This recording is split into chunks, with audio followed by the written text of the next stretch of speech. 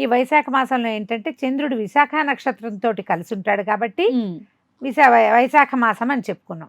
దాంతో పాటుగా ఇది ఇంకొక ప్రత్యేకమైన విషయం ఏంటంటే దానాలకి అత్యంత అనువైన మాసం. నువ్వు ఒక మంచినీళ్ళ గ్లాసు దానం చేసినా అద్భుతమైన ఫలితం ఇస్తుంది. అమృతం గ్లాసు దానం చేసినట్టే. ఇప్పుడు ఎండాకాలం మామిడి పళ్ళు, విసినికర్ర, చెప్పులు, గొడుగు, కర్రలు, చేతి కర్రలు గిఫ్ట్ ఇవ్వండి. తాతయ్యలకి ప్రమాణంగా ఉంటుంది. మన ఇంట్లో పని వాళ్ళు, మన బిల్డింగ్ లో వాచ్మెన్లు చెప్పులు కొనిపెట్టండి. అందరికి 100 రూపాయలకి వస్తాయని కాకుండా కొంచెం ఉపయోగపడేది. ఎండాకాలం అన్నాళ్ళు వాళ్ళకి ఉపయోగపడేలా అయిందా. తెల్లటి వస్త్రాలు, లైట్ కలర్ బట్టలు, వస్త్రదానం కూడా ఎంత ఫలితం ఇస్తుందో. ఎక్కువ దానాలకి ఉపయోగపడే మాసం. ఇలా ఆలోచించి చూడండి. మిగిలిన రోజుల్లో మనం ఇచ్చిన దానికంటే ఇది ఎక్కువ ఫలితం ఇస్తుంది.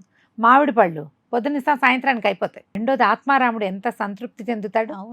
ఈ ఎండలోకి వెళ్ళంగానే గొడుగు వల్ల దొరికేటువంటి సుఖం ఉందే అది మీ ఖాతాలో పడుతుంది. కాబట్టి ఈ దానాలకి విశేషమైన సమయం వైశాఖ మాసం. ఇది దానంగా మీరు తీసుకొచ్చి నీళ్లు పోసి ఇవ్వాలని భావించొద్దు.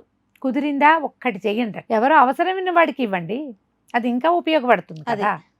వాళ్ళకు ఉపయోగపడ్డమే మనకి ప్లస్.